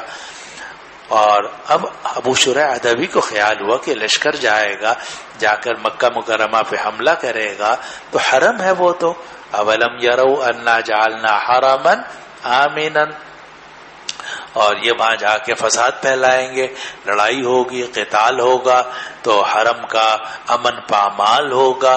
تو ابو شریح ادوی رضی اللہ عنہ نے سمجھانے کی کوشش کی اور کہا اذن لی ایھا الامیر احدثک قولا، اے امیر مجھے اجازت دیجئے کہ میں آپ سے ایک بات کرنا چاہتا ہوں۔ معلوم ہوا کہ اگر کوئی امیر خراب بھی ہو تو ایک بات کرنے کا طریقہ ہوتا، اوئے چھڈاں گا نہیں تینوں اور مار دوں گا، اب یہ بھی ایک طریقہ ہے۔ ایک طریقہ امیر صاحب مجھے آپ سے ایک بات کرنی ہے، اگر آپ اجازت دیں تو میں بات کر لوں، یہ دوسرا طریقہ زیادہ بہتر ہے، تو سنت کے مطابق ہے۔ تو ایذن لی ایھا الامیر، اے امیر آپ مجھے اجازت دے دیجئے کہ میں آپ سے ایک بات کروں جو رسول اللہ صلی اللہ علیہ وسلم لے کر کھڑے ہوئے تھے فتح مکہ کے اگلے دن، لے کر کھڑے ہوئے تھے، یعنی آپ نے کھڑے ہو کر ممبر پہ یہ بات ارشاد فرمائی تھی، اور میرے کانوں نے اس کو سنا، میرے دل نے اس کو محفوظ رکھا، اور میری آنکھوں نے آپ کی زیارت کی تھی جبکہ آپ نے یہ بات ارشاد فرمائی تھی، اور وہ یہ ہوئی تھی کہ آپ نے اللہ تعالیٰ کی حمد و ثنا بیان کی، پھر یہ فرمایا کہ مکہ کو اللہ نے حرم قرار دیا ہے اور لوگوں نے اس کو حرم قرار نہیں دیا، اور کسی بھی شخص کے لیے جو اللہ یوم آخرت پر ایمان رکھتا ہو یہ حلال نہیں ہے ان یسفک بہا دما، کہ وہ حرم کے اندر خون بہائے، ولا يعضد بها شجا ولا يعضد بها شجرا، اور یہاں کے کسی خضر و درخت کو کاٹے، فإن أحد ترخص فإن ترخص أحد ترخص ما أزمر عامله على شريطة التفسير۔ تو اگر کوئی آدمی یہ رخصت حاصل کرے رسول اللہ صلی اللہ علیہ وسلم کے قتال کی بنا پر، فقولوا له، تو اس کو کہہ دینا ان اللہ اذن لرسولہ ولم یاذن لکم، اللہ نے اپنے رسول کو اجازت دی تھی، تمہیں اجازت نہیں ہے، وانما اذن لی فیہا ساعۃ من نہار، اور آپ نے فرمایا کہ مجھے بھی دن کے ایک لمحے میں اجازت ملی ہے، یہ حرم ہے، امن کی جگہ ہے، یہاں قتال کرنا حرام ہے، اور میں بھی یہاں قتال کے لیے نہ آتا، اللہ تعالیٰ نے تھوڑی دیر کے لیے اس کو میرے لیے حلال کیا ہے۔ وقد عادت حرمتها اليوم كحرمتها بالامس، اور اب اس کی حرمت آج کے دن ویسے ہی لوٹ گئی جیسا کہ کل اس کی حرمت تھی۔ پھر رسول اللہ صلی اللہ علیہ وسلم نے یہ بھی اعلان فرمایا کہ جو لوگ یہاں موجود ہیں وہ غائب لوگوں کو یہ بات پہنچا دیں، وَلْيُبَلِّغِ الشَّاهِدُ الْغَائِبَ۔ یہ ساری نصیحت کی ابو شریح ادوی رضی اللہ عنہ نے کس کو؟ عمرو ابن سعید کو، جو لشکر بھیج رہا تھا مکہ مکرمہ میں قتال کے لیے۔ بعد میں ابو شریح ادوی رضی اللہ عنہ سے پوچھا گیا کہ ماذا قال لك عمرو، کہ جب آپ نے عمرو ابن سعید کو یہ نصیحت کی تو انہوں نے کیا جواب دیا تھا؟ تو کہا کہ عمرو ابن سعید نے کہا تھا انا اعلم بذلك منك، کہ مجھے یہ حدیث تم سے زیادہ معلوم ہے، اور اے ابو شریح میں اس حدیث کو تم سے زیادہ جاننے والا ہوں، لیکن حرم جو ہے وہ کسی گناہگار کو پناہ نہیں دیتا، اور نہ کسی ایسے شخص کو پناہ دیتا ہے جو خون کر کے بھاگا ہو، اور نہ کسی ایسے شخص کو پناہ دیتا ہے جو چوری کر کے بھاگا ہو، ڈاکہ ڈال کے بھاگا ہو۔ تو اس نے کہا کہ یہ بھی تو ہے کہ ان الحرم لا يعيز عاصيا ولا فارا بدم ولا فارا بخربة، کہ حرم پناہ نہیں دیتا کسی نافرمان کو، اور اس شخص کو جو خون بہا کے بھاگا ہو، اور اس شخص کو جو خیانت کر کے بھاگا ہو۔ خربہ خیانت کو کہتے ہیں، چوری، ڈاکہ، خیانت سب اس میں شامل ہو گئے۔ اب ابو شریح ادوی رضی اللہ عنہ کو جو اس نے جواب دیا وہ اس لیے غلط ہے کہ عبداللہ ابن زبیر جو تھے نفار رب الدم تھے، نفار بخربہ تھے، نہ وہ کسی کا خون کر کے بھاگے تھے، نہ جناب انہوں نے کوئی خیانت کی تھی اور نہ وہ کوئی نافرمان تھے، وہ تو ایک خلافت قائم کر رہے تھے، تو اس سے آپ اختلاف کر سکتے ہیں، لیکن ان کو یہ کہنا کہ وہ فار بالدم تھے، یہ قاتل تھے، کسی مسلمان کو قتل کر کے بھاگ گئے یا کوئی خیانت کر کے بھاگ گئے، تو یہ کیسی بات ہے جو عبداللہ ابن زبیر رضی اللہ عنہ پر فٹ نہیں ہوتی تھی. لیکن چونکہ ان لوگوں کو تو کچھ نہ کچھ جواب دینا ہوتا ہے تو وہ جواب دے دیا اس نے. چلو جی. وبه قال حدثنا قتيبة قال حدثنا ليس عن يزيد بن أبي حبيب عن عطاء بن أبي رباح عن جابر بن عبد الله رضي الله تعالى عنه وعنهم أنه سمع رسول الله صلى الله عليه وسلم يقول عام الفتح وهو بمكة إن الله ورسوله حرم بيع الخمر. آپ نے فتح مکہ کے موقع پر جب تقریر کی، مختلف خطابات کیے، اس میں یہ بھی فرمایا کہ بے شک اللہ اور رسول نے شراب کی بیع کو حرام قرار دیا ہے. اب دیکھو شراب کی حرمت کا حکم کب نازل ہوا تھا؟ غزوہ احد کے بعد. اسی لیے غزوہ احد میں جن صحابہ کے پیٹ میں شراب تھی ان کے بارے میں صحابہ کو اشکال بھی ہوا، پھر آیت بھی نازل ہو گئی لیس علی الذین آمنوا وعملوا الصالحات جناح فیما طعموا اذا ما اتقوا. تو شراب کی حرمت کا حکم تو نازل ہو چکا تھا کافی عرصے پہلے 3-4 ہجری میں، لیکن یہاں جو آپ نے اعلان کیا کہ جس طرح شراب حرام ہے اس طرح اس کی بیع بھی حرام ہے. اور اسی لیے آگے آتا ہے کہ عاصرہا و معتصرہا و بائعہا والحاملہا والمحمول الیہ، تو سب کی سب یہ ناجائز ہے. چلو نام سید محمد لقمان، والد کا نام سید سبحان اللہ شاہ، تعلق نوشہرہ کے پی کے سے ہے. نوشہرہ کے پی کے. اچھا جی. اور ابتدائی 5 درجات جامعہ عثمانیہ پشاور میں پڑھے ہیں جی. درجہ ثالثہ سے یا حضر تعلیم ہوں. تعلیم کی یہ تک ہے حافظ قرآن ہوں. روزانہ 1 پارہ پڑھنے کا معمول ہے اسلامی تاریخ کے اعتبار سے. ماشاء. بسم اللہ الرحمن الرحیم. باب مقام النبی صلی اللہ علیہ وسلم بمکہ زمان الفتح بالسند المتصل منا الى الامام البخاری رحمہ اللہ ومتعنا بعلومه وبركاته آمين. قال حدثنا ابن نعيم قال حدثنا سفيان قال وحدثنا قبيصة قال حدثنا سفيان عن يحيى بن أبي إسحاق عن أنس رضي الله عنهم قال أقمنا مع النبي صلى الله عليه وسلم 10 نقصر الصلاة. وبه قال حدثنا عبدان قال أخبرنا عبد الله قال أخبرنا عاصم عن عكرمة عن ابن عباس رضي الله عنهما وعنهم قال قام النبي صلى الله عليه وسلم بمكة 19 يوما يصلي ركعتين. وبه قال حدثنا أحمد بن يونس قال حدثنا أبو شهاب عن عاصم عن عكرمة عن ابن عباس رضي الله عنهما وعنهم قال أقمنا مع النبي صلى الله عليه وسلم في سفر 19 نقصر الصلاة. وقال ابن عباس رضي الله عنه ونحن نقصر ما بيننا وبين 19 فإذا زدنا أتممنا. اب یہ جو روایات آپ نے پڑھی ہیں اس کا خلاصہ یہ ہے کہ نبی کریم صلی اللہ علیہ وسلم جب فتح مکہ کے موقع پر داخل ہوئے مکہ مکرمہ میں تو آپ نے وہاں 19 دن قیام فرمایا، لیکن آپ مسلسل قصر کی نماز پڑھاتے رہے. جو مقیم تھے وہ نماز پوری پڑھتے رہے کرتے رہے، لیکن جتنے مہاجر انصار مدینہ سے آئے تھے جن میں خود نبی کریم صلی اللہ علیہ وسلم بھی تھے تو سب لوگ 2 رکعت نماز پڑھتے رہے اور 19 دن تک جو آپ مسلسل قصر نماز پڑھتے رہے. اسی سے حضرت عبداللہ ابن عباس رضی اللہ عنہ نے اپنا مذہب یہ نکالا کہ 19 دن تک قصر کی جائے گی اور اگر 19 دن سے زیادہ ہوگا پھر اتمام ہوگا. لیکن جو باقی ائمہ ہیں ان میں سے کسی نے بھی عبداللہ ابن عباس رضی اللہ عنہ کے قول کو اختیار نہیں کیا. احناف جو ہیں وہ استدلال کرتے ہیں حضرت علی رضی اللہ عنہ کے آثار سے، جس سے معلوم ہوتا ہے کہ اگر نیت ہو 15 دن قیام کی تو صورت میں آدمی مقیم ہوگا، اور 15 دن سے کم کی ہو تو آدمی مسافر ہوگا. اور باقی جو ائمہ ہیں وہ 4 دن کو کہتے ہیں کہ 4 دن تک اگر رہے تو مسافر ہوگا، 4 دن سے زیادہ کہیں ہوگا تو مقیم ہوگا. اب یہ روایت، یہ تو بحث نماز کی تو آپ نے پڑھ لی ہوگی یا پڑھیں گے انشاءاللہ اپنی جگہ میں. ترمذی میں بھی آئے گی، ابو داؤد میں بھی، بخاری اول میں بھی.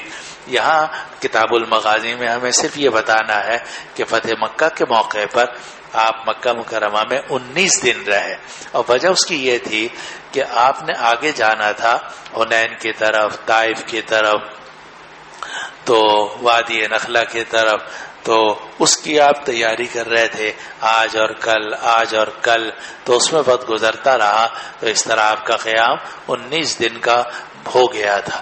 یہ باب قائم کیا کہ نبی کریم صلی اللہ علیہ وسلم نے اقامت اختیار فرمائی مکہ میں فتح مکہ کے زمانے میں۔ روایت نقل کی کہ ہم نبی کریم صلی اللہ علیہ وسلم کے ساتھ ٹھہرے رہے 10 دن تک، ہم قصر نماز پڑھتے رہے۔ اب یہ جو ہے نا کہ 10 دن تک، اس سے مراد ہے حجۃ الوداع۔ یہ 10 دن آپ رہے، اور اس میں بھی ایسا ہوا ہے کہ 4 دن تو آپ رہے مکہ مکرمہ میں، باقی دنوں میں آپ رہے مینا، عرفات، مزدلفہ، پھر مینا، تو سب ملا کر کل آپ کا قیام رہا ہے 10 دن حجۃ الوداع کے موقع پر۔ لیکن مکہ مکرمہ میں جو آپ فتح مکہ کے موقع پر داخل ہوئے تو وہاں آپ نے اس وقت میں آپ نے قیام فرمایا 19 دن کا۔ اچھا جی، اگلی روایت ہے عبداللہ ابن عباس رضی اللہ عنہ کی کہ نبی کریم صلی اللہ علیہ وسلم مکہ میں 19 دن تک ٹھہرے رہے اور 2 رکعت نماز پڑھتے رہے۔ اگلی روایت ہے عبداللہ ابن عباس کی کہ ہم نبی کریم صلی اللہ علیہ وسلم کے ساتھ سفر میں ٹھہرے رہے 19 دن تک، اور ہم قصر کرتے رہے۔ اور عبداللہ ابن عباس اپنا مذہب بیان فرماتے ہیں کہ ہم بھی قصر کرتے رہیں گے 19 دن تک، لیکن جب 19 دن سے زیادہ ہو جائیں گے 20 دن اتممنا، پھر ہم نماز پوری پڑھیں گے۔ چلو جی۔ باب وقال الليث قال حدثني يونس عن ابن شهاب قال أخبرني عبد الله بن ثعلبة بن سعير رضي الله عنه عنهم وكان النبي صلى الله عليه وسلم قد مسح وجهه عام الفتح۔ یہ باب قائم کیا جو احادیث فتح مکہ سے کچھ مناسبت رکھتی ہیں، ادنا مناسبت، تو ان کو یہاں ذکر کریں گے۔ روایت ہے عبداللہ ابن ثعلبہ ابن سعید رضی اللہ عنہ سے، اور یہ بہت چھوٹے بچے تھے کہ نبی کریم صلی اللہ علیہ وسلم نے ان کے چہرے پر ہاتھ پھیرا تھا فتح مکہ والے سال۔ جب آپ فتح مکہ والے سال پہنچے، بچوں پہ آپ بہت شفقت فرماتے تھے، کسی کے سر پہ ہاتھ پھیر دیتے تھے، کسی کے گال پہ، کسی کے چہرے پہ ہاتھ پھیر دیتے تھے۔ تو آپ نے حضرت عبداللہ ابن ثعلبہ ابن سعید رضی اللہ عنہ جو بچے تھے ان کے چہرے پر ہاتھ پھیرا تھا، تو وہ بڑی سعادت سمجھتے تھے کہ مجھے یہ سعادت ملی ہے۔ جی۔ وبه قال حدثنا ابراہیم بن اسی لیے موسیٰ۔ آج سے کچھ عرصے پہلے تک ہمارے جو بزرگ تھے ہمیں لے کے جاتے تھے مختلف بزرگوں کے پاس، بٹھا دیتے تھے، تو بزرگ ہمارے سر پہ ہاتھ پھیر دیتے تھے، دعا دے دیتے تھے۔ تو یہ جو بزرگوں کا ہاتھ پھیرنا ہے، دعا دے دینا ہے، اللہ تعالیٰ اس کو قبول فرما لیتے ہیں۔ جی۔ وبه قال حدثنا ابراہیم بن موسیٰ قال حدثنا هشام عن معمر عن الزہری عن سنین ابی اب جمیل۔ کچھ تو دنیا دار ہو گئے ہیں، وہ تو ان چیزوں کی اہمیت ہی نہیں سمجھتے، کچھ بہت زیادہ موحد ہو گئے ہیں، وہ سمجھتے ہیں فضول چیزیں ہیں، توحید کے خلاف ہیں۔ جی۔ قال اخبرنا ونحن مع ابن المسيب قال وزعم ابو جميلة رضي الله عنه انه ادرك النبي صلى الله عليه وسلم وخرج معه عام الفتح۔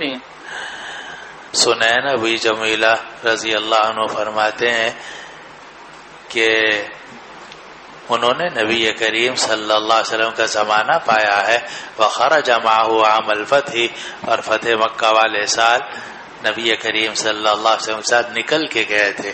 یعنی یہ جو سنین ابو جمیلہ ہیں یہ بھی صحابی ہیں اور فتح مکہ کے موقع پر لشکر میں شامل تھے۔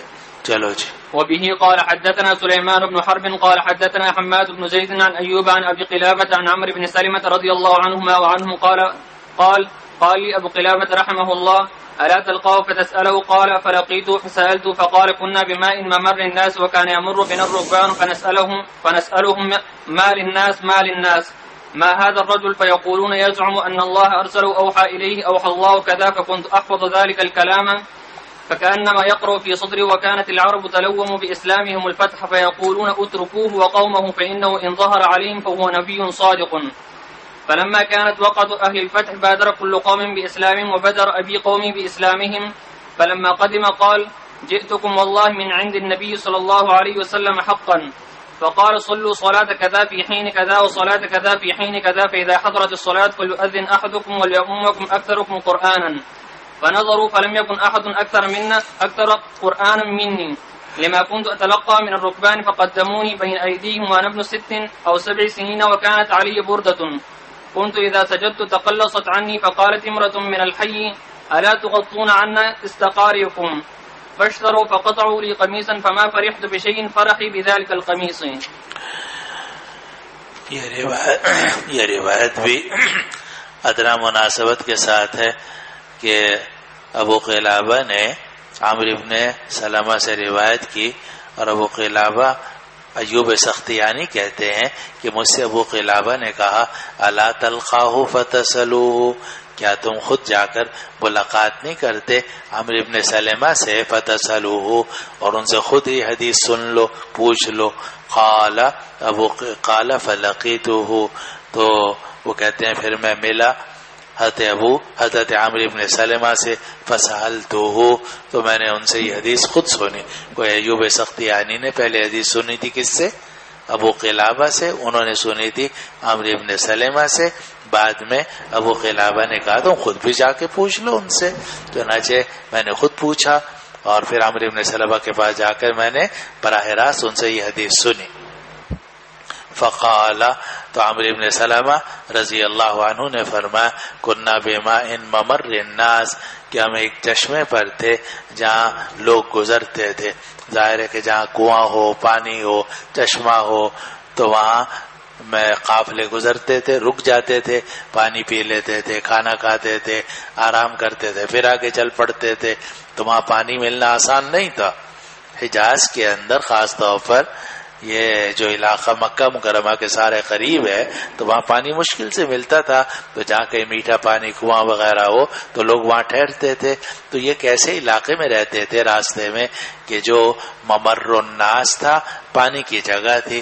وکان یمر بین الرکبان، اور سوار وہاں سے گزرا کرتے تھے، یعنی قافلے وہاں سے گزرتے تھے. تو ہم گزرنے والے قافلوں سے کہتے تھے بھائی ادھر سے آ رہے ہو وہاں کیا حال ہے، وہاں جا رہے ہو وہاں کیا حال ہے. وہاں سے کوئی آتا تھا پوچھتے وہاں کیا ہوا. ما للناس، لوگوں کے لیے کیا ہے، لوگوں کے لیے کیا ہے.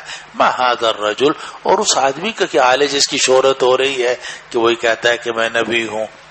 فیقولون، تو لوگ ہمیں بتاتے تھے یزعم ان اللہ ارسلہ، وہ یہ زعم کرتا ہے کہ اللہ نے اسے بھیجا ہے اور اللہ تعالی نے اس کی طرف یہ وحی کی ہے. اوحى اللہ کذا، اور اللہ تعالی نے یہ وحی کی ہے. اب یہ عامر ابن سلمہ 5-6-7 سال کے بچے تھے. فکنت احفظ ذلك الکلام، اب یہ تھے بڑے ذہین تو یہ وہ صورتیں یاد کر لیتے تھے جو وہی لوگ بتاتے تھے کہ یہ وہی بتاتے ہیں. وہ جو محمد جو ہیں وہ کہتے ہیں میں پیغمبر ہوں اور یہ وہی میرے اوپر آئی ہے. تو وہ جب سناتے تھے یہ بچہ یاد کر لیتا تھا عامر بن سلمہ. اس کو کہتے ہیں فکنت احفظ ذلك الکلام، تو میں اس کلام کو محفوظ کر لیتا تھا. فکأنما یقرأ فی صدری، تو ایسا لگتا تھا کہ وہ میرے سینے میں پڑھا جا رہا ہے. یعنی میں زبان سے پڑھتا تھا، جا کے ایسا لگتا تھا میرے سینے میں پڑھا جا رہا ہے، یعنی میرے سینے میں محفوظ ہو جاتا تھا. یہ تو اس وقت ہے یقرأ، اور ایک اس کا نسخہ ہے یقرّ. تو یقرّ کا مطلب قرار پکڑ لیتا تھا میرے سینے میں. 2 نسخے ہو گئے. تیسرا ایک نسخہ ہے یقرّ، اور تقریہ کہتے ہیں جمع کرنے کو. فکأنما یقرّ فی صدری، گویا کہ اس قرآن کو میرے سینے کے اندر جمع کیا جا رہا تھا، یعنی خود بخود یاد ہوتا چلا جاتا تھا. چوتھا نسخہ ہے یغرّ غین کے ساتھ، اور غرّ یغرّی چپکا دینا، گویا کہ اس کو میرے سینے کے اندر چپکا دیا جاتا تھا تو میں وہ بات یاد کر لیتا تھا. وَكَانَتِ الْعَرَبُ تَلَوَّمُ تَتَلَوَّمُ، ایک تا معذوف ہے، اور سارے عرب کے لوگ انتظار کر رہے تھے اپنے اسلام لانے میں فتح مکہ کا. اور سارے عرب کے قبائل کہتے تھے اترکوہ وقوما، چھوڑ دو محمد کو اور اس کی قوم کو. اگر محمد اپنی قوم پر غالب آ گیا تب تو یہ نبی صادق ہے، اور اگر یہ اپنی قوم پر ہی غالب نہ آیا، مکہ کے لوگوں نے، اس کے خاندان کے لوگوں نے اس کو نہیں مانا، اس کے قبیلے کے لوگوں نے، بیت اللہ کے جو وہاں رہنے انہوں نے نہیں مانا، ہم بھی نہیں مانیں گے. سارے عرب انتظار کر رہے تھے فتح مکہ کا. چنانچہ جیسے ہی فتح مکہ ہوئی، یدخلون فی دین اللہ افواہ. پہلے مسلمان ہوتے تھے لوگ ایک ایک کر کے، ایک آدمی آیا مسلمان ہو گیا، ادھر سے ایک آیا مسلمان ہو گیا. جب فتح مکہ ہو گئی تو پھر ایک ایک نہیں آتا تھا، پورا کا پورا قبیلہ آتا تھا اور پورا قبیلہ مسلمان ہو جاتا تھا. اس کو راوی کہتے ہیں کہ عرب جو تھے تلبم یتلبم، انتظار کرنا. عرب اپنے اسلام لانے میں فتح مکہ کا انتظار کر رہے تھے، اور وہ یہ کہتے تھے کہ چھوڑ دو محمد کو اور اس کی قوم کو. اگر یہ محمد اپنی قوم پر غالب آ گئے تو یہ نبی صادق ہوں گے. جب اہل فتح کا واقعہ ہو گیا، بادر کل قوم باسلامہم، تو ہر قوم نے اپنے اسلام لانے میں جلدی کی، سب جلدی جلدی مسلمان ہونے لگے. وَبَدَرَ أَبِي قَوْمِي بِإِسْلَامِهِمْ، اور میرے ابا نے جلدی کی اپنی قوم پر ان کے اسلام لانے میں. یعنی میرے ابا جلدی سے گئے، جا کر آپ کے ہاتھ میں بیعت کر لی، مسلمان ہو گئے. میری قوم بعد میں مسلمان ہوئی تو میرے والد نے شفقت کی. بدر یبدرو، شفقت کرنا. میرے والد نے شفقت کی میری قوم پر ان کے اسلام لانے میں. پھر جب میرے والد واپس آئے تو آ کے کہنے لگے جئتکم واللہ من عند النبی حقا، میں تمہارے پاس آیا ہوں اللہ کی قسم اس شخص کی طرف سے جو نبی برحق ہے. ان کو چہرہ دیکھ کر اور بات دیکھ کر اندازہ ہو گیا کہ نبی برحق ہے. اور اس نے یہ کہا ہے، حکم دیا ہے، صلو صلاۃ کذا فی حین کذا و صلاۃ کذا فی حین کذا، نماز پڑھو فلاں وقت فلاں وقت میں، اتنی نماز فلاں وقت میں، فجر ظہر عصر. اور فإذا حضرت الصلاۃ، اور یہ بھی حکم دیا ہے کہ جب نماز کا وقت آئے تو تم میں سے ایک آدمی کو اذان دینی چاہیے. وَلْيَؤُمَّكُمْ أَكْثَرُكُمْ قُرْآنًا، اور تم میں سے اس آدمی کو امام بنانا چاہے، وہ امامت کرائے جس کو قرآن زیادہ یاد ہو. معلوم ہوا کہ اس زمانے میں فضیلت کا مدار قرآن پہ تھا، امامت کا مدار قرآن پہ تھا. تو انہوں نے آ کر ہمیں یہ بات پہنچائی کہ اذان تو کوئی بھی دے سکتا ہے لیکن امامت کرائے گا وہ آدمی جس کو قرآن زیادہ یاد ہو. فنظروا، اب سب نے ادھر ادھر دیکھا.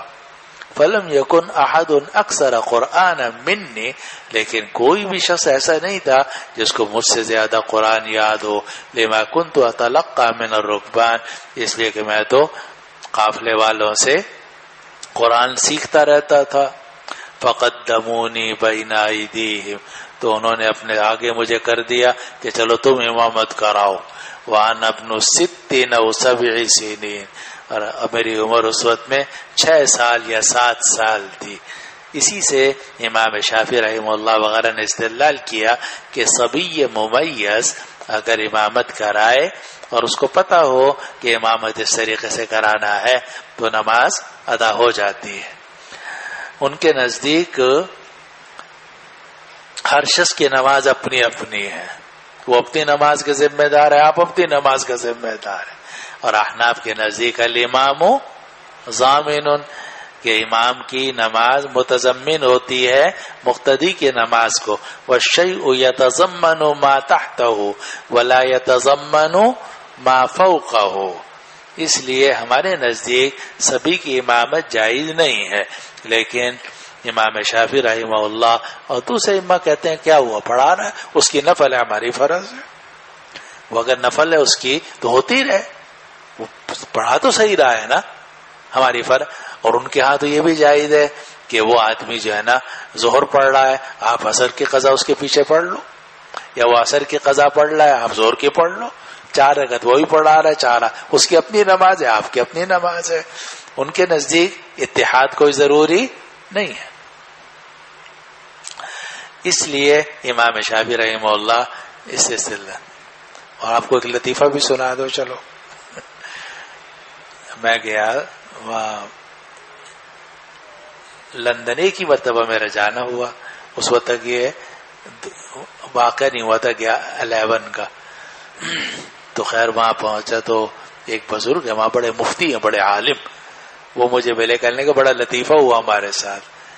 کہنے کا یہ ہوا کہ حضرت مولانا تقی عثمانی صاحب تشریف لائے ہوئے تھے آئرلینڈ. تو وہاں بڑے بڑے علماء کا اجتماع تھا، اور کچھ یورپ میں جو مسلمانوں کے مسائل ہیں اس سے متعلق علماء جمع تھے. تو کہنے لگے کہ ایک ہوٹل تھا، اس میں سب ٹھہرے ہوئے تھے، مسجد بہت دور تھی. تو ظہر کی نماز کا وقت آ گیا تو سب جمع تھے وہاں نیچے، انتظام کر لیا تھا نماز کا. تو ہال کے اندر نماز کا وقت آ گیا تو سب نے حضرت معتقی صاحب کو آگے کر دیا گیا، شیخ صلی بنا الظہر. کہتے ہیں سبھی مسافر تھے، کیونکہ وہاں کا تو اکا دکا ہی کوئی آدمی تھا، سب باہر سے آئے ہوئے تھے. تو یہ کہ حضرت نے اللہ اکبر کہہ کر 2 رکعت ظہر کی نماز پڑھا دی. پھر اس کے بعد جب حضرت نے ظہر کی نماز پڑھا کے سلام پھیرا تو وہ پیچھے سارے عرب تھے، جی ائمہ ثلاثہ کے ماننے والے. وہ کہنے لگے یا شیخ صلی بنا العصر. حضرت کھڑے ہوئے، اللہ اکبر کہتے تھے، پھر اپنا نیت باندھ لی. اب وہ مفتی یوسف ساچا صاحب وہ فرمانے لگے کہ میں حیران کہ معتق صاحب کو کیا ہو گیا، اور یہ جمع تقدیم کر رہے ہیں، اور وہ بھی ظہر کے وقت میں. احناف کے ہاں تو یہ جائز نہیں ہے، باقی ائمہ کے ہاں تو سفر کے اندر جمع تقدیم جمع تاخیر سب جائز ہے، اور جمع حقیقی جائز ہے ان کے ہاں. ہمارے ہاں جمع حقیقی جائز نہیں، جمع سوری ہے.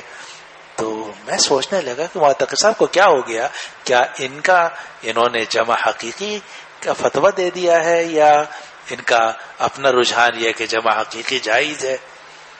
تو ان کے مجھے بڑا لیکن ایک بات میرے ذہن میں آئی کہ یہ آدمی بہت بڑا ہے، اس کی بات سمجھنا ہمارے لیے ذرا آسان نہیں ہے، اور جو کرتا صحیح ہے یہ. تو کہتے ہیں کہ خیر نماز ہو گئی. حضرت نے 2 رکعت پڑھ کے اپنے کمرے کی طرف چلے گئے. میں پیچھے گیا حضرت کے پاس. میں نے کہا حضرت آپ نے عصر کی نماز پڑھائی؟ فرمایا نہیں میں نے تو نہیں پڑھائی. کہا پھر آپ نے؟ کہا میں نے تو ظہر کی 2 سنتیں پڑھی ہیں. میں نے تو اپنی ظہر کی 2 سنتیں پڑھی، عصر تو میں اپنے وقت میں پڑھوں گا. البتہ اتنی بات ہے کہ یہ جو پیچھے لوگ ہیں ان کے ہاں اقتدا مفترض کی متنفل کے پیچھے جائز ہے. تو میں اگر نفل بھی پڑھوں گا اور یہ پیچھے فرض کی اقتدا کر لیں گے تو ان کی نماز جائز ہو جائے گی. اب دیکھ یہ ہوتا ہے فقیہ سمجھ، اور بات کو سمجھنا، مسائل کا استحضار رکھنا، اور پھر ان مسائل پر طریقے سے حکمت کے ساتھ موعظہ حسنہ کے ساتھ. فرمایا ہم تو عصر کی نماز اپنے وقت میں پڑھیں گے. تو یوسف ساچا صاحب فرماتے ہیں کہ مجھے پہلے بھی اندازہ تھا کہ یہ آدمی بہت بڑا ہے اور اس کی بات سمجھنا آسان نہیں ہے، لیکن پھر تو یقین ہو گیا کہ واقعی بہت بڑا آدمی ہے. تو اب یہ جو ائمہ ثلاثہ ہیں ان کے ہاں بچے کے پیچھے بھی نماز جائز ہے. اقتداء مفترض بمفترض آخر، اقتداء متنفل بمفترض، سب ان کے ہاں جائز. اس لیے کہ وہ کہتے ہیں کہ آپ کی اپنی نماز ہے، اس کی اپنی نماز ہے، اور کوئی دوسرے کی نماز کا متضمن نہیں ہے. اس لیے ان کے نزدیک سبھی کی امامت اور متنفل کے پیچھے مفترض کی امامت سب جائز. تو یہ اس سے استدلال کرتے ہیں کہ میں 6 یا 7 سال کا تھا. وکانت علیہ بردۃ، اور وہ کہتے ہیں کہ میں تھا بچہ، میرے پاس ایک چادر تھی دھاری دار. کنت اذا سجدت تقلصت عنی، جب میں سجدہ کرتا تھا تو وہ چادر اوپر ہو جاتی تھی. تو قبیلے کی ایک عورت بھی پیچھے نماز پڑھتی تھی، کیونکہ زمانے میں عورتیں مسجد میں آتی تھی اور سب جماعت میں شریک ہوتی تھی تاکہ نماز سیکھ سکیں.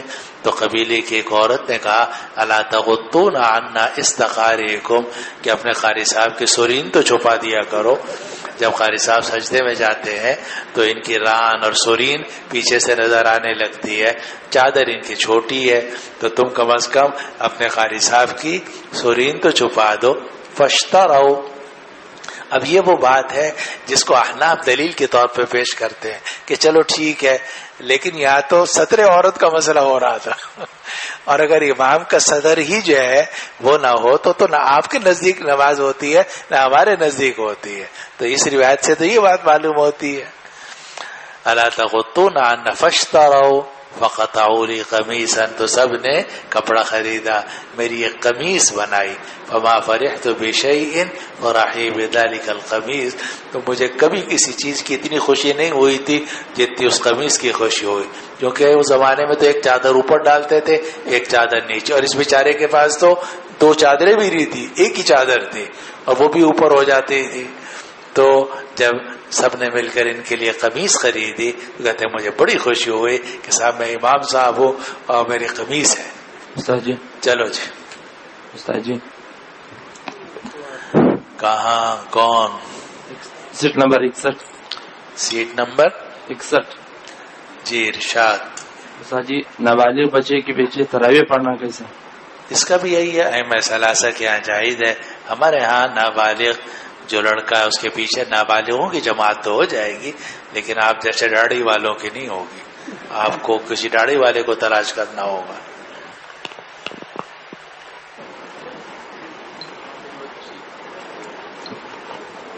چلو جناب. استاد جی ایک سوال.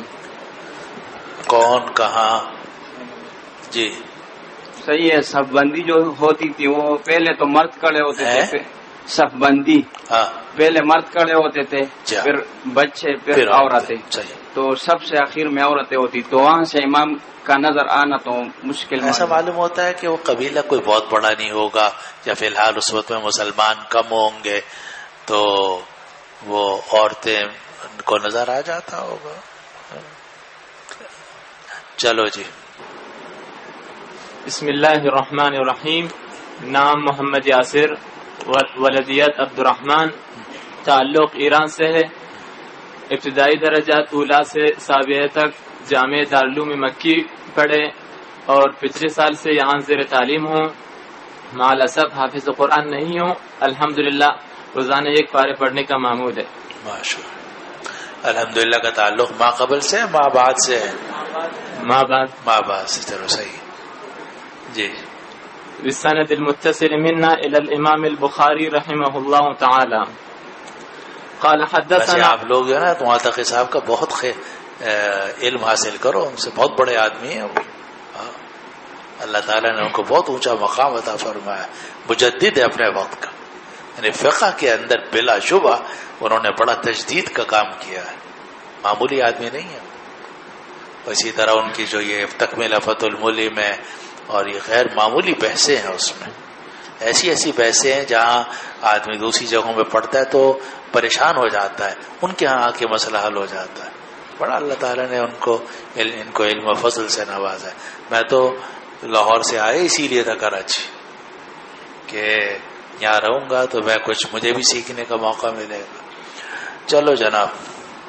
قال حدثنا عبد الله بن مسلمة عن مالك عن ابن شهاب عن عروة بن الزبير عن عائشة رضي الله تعالى عنها وعنهم عن النبي صلى الله عليه وسلم. وقال الليث حدثني يونس عن ابن شهاب قال أخبرني عروة بن الزبير أن عائشة رضي الله تعالى عنها وعنهم قالت كانت عتبة بن أبي وقاص عهد إلى أخيه سعد أن يقبض ابن وليدة زمعة وقال عتبة إنه ابني.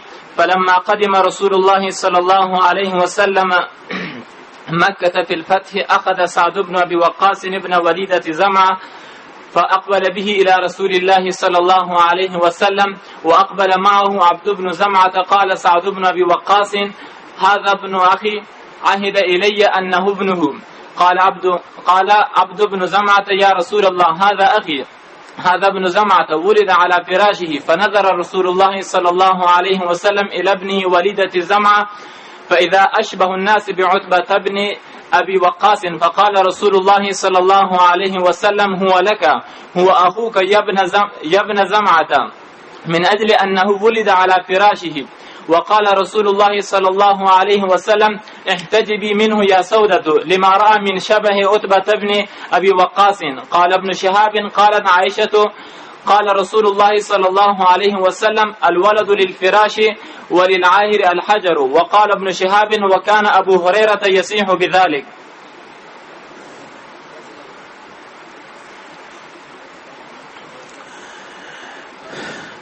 یہ بھی روایت ادنا مناسبت کے ساتھ ذکر کی ہے. کہتے عائشہ رضی اللہ عنہا نے نبی کریم صلی اللہ علیہ وسلم سے یہ واقعہ سن کے نقل کیا. اور اگلے سند میں یہ ہے کہ عروہ ابن زبیر نے یہ بات بتلائی. کہتے عائشہ رضی اللہ عنہ نے فرمایا کہ عتبہ ابن ابی وقاص نے اپنے بھائی سعد ابن ابی وقاص کو یہ وصیت کی تھی کہ زمعہ کی باندی کے بیٹے کو لے لینا. اور عتبہ ابن ابی وقاص نے کہا تھا کہ وہ میرا بیٹا ہے. پھر جب رسول اللہ صلی اللہ علیہ وسلم مکہ میں داخل ہوئے فتح مکہ کے موقع پر، تو سعد ابن ابی وقاص نے زمعہ کی باندی کے اس بیٹے کو لے لیا اور اس کو لے کر رسول اللہ صلی اللہ علیہ وسلم کے پاس پہنچے. اور عبد ابن زمعہ بھی ساتھ ساتھ آئے. سعد ابن ابی وقاص نے کہا کہ یہ میرے بھائی کا بیٹا ہے اور میرے بھائی نے مجھے وصیت کی تھی یہ اس کا بیٹا ہے. عبد ابن زمعہ نے کہا یا رسول اللہ یہ میرا بھائی ہے اور یہ زمعہ کا بیٹا ہے، میرے باپ کا بیٹا ہے اور یہ میرے باپ کے بستر پر پیدا ہوا. رسول اللہ صلی اللہ علیہ وسلم نے زمعہ کی باندی کے بیٹے کو دیکھا تو اس میں عتبہ ابن ابی وقاص کی زبردست مشابہت تھی. تو آپ نے فرمایا عبد ابن زمعہ سے ہوا لکا ہوا اخوکا، کہ یہ تمہارے لیے ہے، یہ تمہارا بھائی ہے اے عبد ابن زمعہ، اس وجہ سے کہ یہ تمہارے باپ کے بستر پر پیدا ہوا ہے. اور رسول اللہ صلی اللہ علیہ وسلم نے عبد ابن زمعہ کی بہن حضرت سودا سے کہا اے سودا تم اس بچے سے پردہ کرنا، اس لیے کہ آپ نے اس میں عتبہ ابن ابی وقاص کی بڑی مشابہت دیکھی تھی. ابن شہاب زہری کہتے ہیں کہ عائشہ رضی اللہ عنہا فرماتی ہیں کہ رسول اللہ صلی اللہ علیہ وسلم نے فرمایا کہ بچہ ہوگا بستر والے کے لیے اور زانی کے لیے پتھر ہیں. اور ابن شہاب کہتے ہیں کہ ابو ہریرہ رضی اللہ عنہ اس بات کو لے کر چیخ رہے تھے یعنی مکہ کے اندر اعلان کر رہے تھے کہ الولد للفراش وللعاہر الحجر، کہ بچہ فراش کا ہوتا ہے اور زانی کے لیے پتھر ہوتے ہیں. اب یہ حدیث ہے تو بحث تو اس میں آگے آئے گی، یعنی اصل تو آگے آنی چاہیے، لیکن چلو خلاصہ تھوڑا بہت بتا دیتا ہوں، امید ہے انشاءاللہ اس سے مسئلہ حل ہو جائے گا. وہ یہ ہے کہ ایک شخص تھا زمعہ ابن قیس ابن عبد شمس، یہ ایک شخص تھا، اس کی ایک باندی تھی، اس کا نام تھا سریفہ، اور وہ سریفہ اس کی باندی تھی اور یہ بھی اس کے ساتھ ہم بستری کرتا تھا. اور ساتھ ساتھ ان کے ہاں یہ بھی ہوتا تھا کہ باندیوں کو اپنا کرائے پہ بھی چڑھا دیتے تھے، زنا ان سے کروا لیتے تھے. قرآن مجید میں وَلَا تُكْرِهُوا فَتَيَاتِكُمْ عَلَى الْبِغَاءِ إِنْ أَرَدْنَا تَحَصُّنًا لِتَبْتَغُوا عَرَضَ الْحَيَاةِ الدُّنْيَا وَمَنْ يُكْرِهُنَّ فَإِنَّ اللَّهَ مِنْ بَعْدِ إِكْرَاهِهِنَّ غَفُورٌ رَحِيمٌ.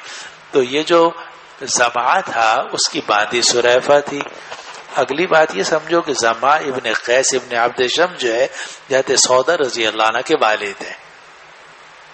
سودا بنت زمعہ، حضرت سودا رضی اللہ عنہ کا نام ہے حضرت سودا بنت زمعہ، اور حضرت سودا رضی اللہ عنہ ازواج مطہرات میں سے ہیں، بلکہ حضرت خدیجہ کے بعد جو آپ نے پہلا نکاح کیا ہے وہ حضرت سودا سے کیا ہے اور آخر تک وہ آپ کے زوجیت میں رہی ہیں. ان کے والد تھے زمعہ، اور زمعہ جو ہے ان کی ایک باندی تھی. زمعہ اسلام نہیں لائے، ان کی ایک باندی تھی، اس کا نام تھا سریفہ. تو وہ اپنے اس سریفہ کے پاس بھی جاتے تھے اور سریفہ کے پاس کچھ اور بھی لوگ آ جاتے تھے کبھی کبھار. انہی میں عتبہ ابن ابی وقاص بھی آیا، اور یہ عتبہ ابن ابی وقاص سعد ابن ابی وقاص رضی اللہ عنہ کا بھائی ہے. اور عجیب بات یہ ہے کہ سعد ابن ابی وقاص رضی اللہ عنہ عشرہ مبشرہ میں سے ہے اور ان لوگوں میں سے ہے جن کو آپ نے فرمایا فدا کا ابی و امی، ارمی یا سعد فدا کا ابی و امی. اور ان کا جو بھائی ہے وہ پرلے درجے کا کافر، اور ایسا زبردست کافر کہ اس نے نبی کریم صلی اللہ علیہ وسلم پر حملہ کیا اور آپ کو زخمی کیا۔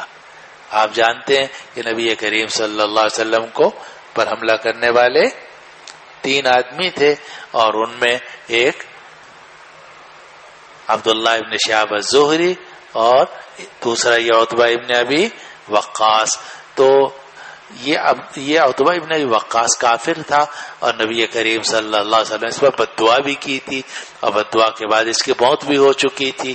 لیکن جس وقت میں موت ہوئی اس سے پہلے اس نے اپنے بھائی سعد ابن ابی وقاص کو یہ پیغام بھیجا کہ اگر تم کبھی مکہ آؤ تو زمع کی باندی سلیفہ کے ہاں جو بچہ پیدا ہوا ہے وہ میرا ہے، اور میرے نطفے سے پیدا ہوا ہے، اور میں گیا تھا اور میرے ہاں اس سے وہ بچہ پیدا ہوا ہے۔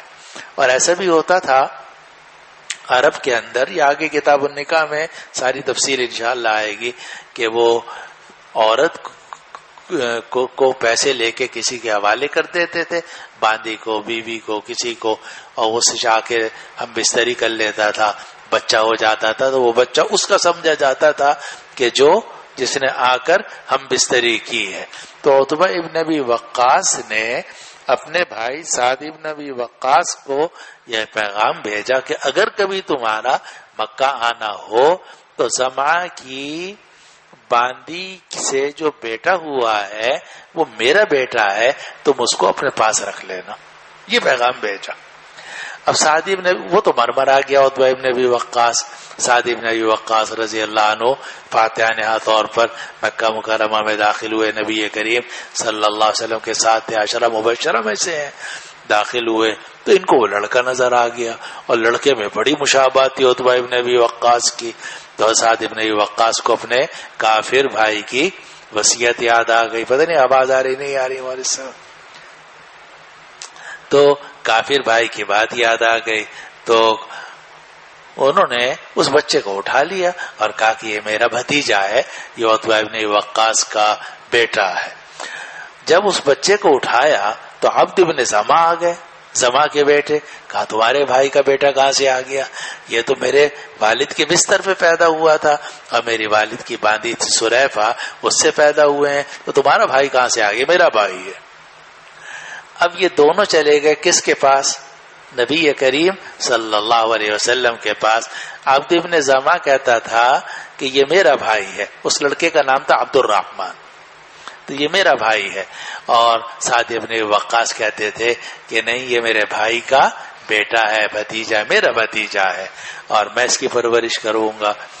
آپ نے فیصلہ جو کیا وہ عبد ابن زمع کے لیے کیا، اور آپ نے فرمایا الولد للفراش وللعاہر الحجر، کہ بچہ جو ہوتا ہے وہ صاحب فراش کا ہوتا ہے اور زانی کے لیے پتھر ہوتے ہیں، اور فراش تو زمع کا تھا، باندی زمع کی تھی، تو زمع کی باندی کے ہاں جو بیٹا پیدا ہوگا وہ زمع کا سمجھا جائے گا، اس لیے آپ نے عبد ابن زمع کے حق میں فیصلہ کیا۔ جب عبد ابن زمع کے حق میں فیصلہ کیا تو دیکھیے وہ عبد ابن زمع کا بھائی ہو گیا ہے نا، اور حضرت سودا کا بھی بھائی ہو گیا ہے نا، لیکن آپ نے حضرت سودا رضی اللہ عنہ سے یہ کہا کہ احتجبی منہ، تم پردہ کرنا اس سے۔ اب سوال یہ پیدا ہوتا ہے کہ جب وہ بھائی بن گیا تو پردہ کرنے کا آپ نے کیوں حکم دیا؟ تو روایت میں آ رہا ہے لما رأى من شبہ بعتبہ، اس لیے کہ بچے کے اندر عتبہ ابن وقاص کی زبردست مشابہت تھی، معلوم ہوتا تھا کہ یہ عتبہ کا بیٹا ہے۔ اور بین السطور میں لکھا ہوا ہے احتجبی کے نیچے ھذا علی سبیل التنزہ۔ اب یہی ساری بات اختیار کی ملا علی قاری رحمہ اللہ وغیرہ نے، لیکن حضرت متقی صاحب مدد اللہ نے بڑی شاندار بحث کی ہے۔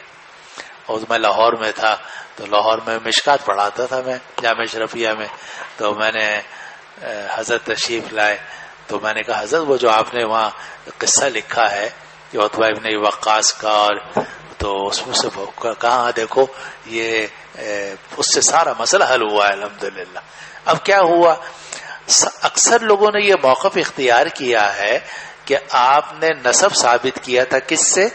زما سے، لیکن آپ نے عبد ابن زما کا بھائی تو قرار دیا، زما سے نسب ثابت کیا، مگر چونکہ بچے کے اندر مشابہت تھی عتبہ کی، اس لیے احتیاطاً آپ نے حد سودا سے کہا احتجیبی منہ، تم پردہ کرنا. لیکن حضرت مولانا تقی صاحب مدد نے فرمایا کہ نہیں، زما سے نسب ثابت نہیں ہوا، اس کا سبب، اس کا نسب زما سے ثابت نہیں ہوا، آپ نے صرف اخوت ثابت کی عبد ابن زما سے.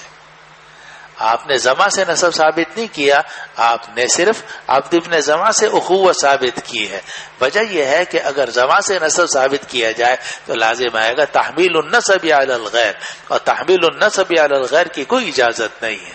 تو یہ آپ نے نسب جو ثابت کیا یہ زما سے ثابت نہیں کیا بلکہ عبد ابن زما سے. اصلی آپ نے فرمایا ہوا لک ہوا اخوک، یہ تمہارا ہے، تمہارا بھائی ہے. یعنی تم کہہ رہے ہو میرا بھائی ہے، ٹھیک ہے، تمہارا بھائی ہے، اور اس لیے بھائی ہے کہ من اجل انہ ولد علی فراشہ، اس بنا پر میں تمہارے حق میں فیصلہ کرتا ہوں. لیکن آپ نے زما سے نسب ثابت نہیں کیا تھا. چونکہ آپ نے زما سے نسب ثابت نہیں کیا تھا اس لیے آپ نے حضرت سودا رضی اللہ عنہ سے فرمایا احتجیبی منہ یا سودا. اور اس کو ایک مثال سے سمجھو. ایک آدمی کا انتقال ہو گیا، کتنے بھائی تھے؟ 3 ہے جی. اب جب 3 بھائیوں میں تقسیم ہونے لگی، ہر ایک کا حصہ مل گیا، تو ایک بھائی کہنے لگا کہ ہمارے ابا نے ایک شادی کی تھی حیدرآباد میں بھی چپکے سے، کسی کو پتہ ہی نہیں ہے، اس سے ایک بیٹا ہے اور وہ جناب ہمارا بھائی ہے، وراثت میں وہ بھی شریک ہوگا. ثبوت کہیں نہیں مل رہا. اور وہ بھائی کہتا ہے کہ نہیں، وہ ہمارا بھائی ہے اور ہمارے والد نے اس کی والدہ سے شادی کی تھی، والدہ کا انتقال ہو گیا، والد صاحب کا بھی انتقال، لیکن میں تو جانتا ہوں کہ وہ ہمارا سگا بھائی ہے، اس لیے وہ بھی ورثہ میں شریک ہوگا. اب حکم کیا ہے مولوی صاحب؟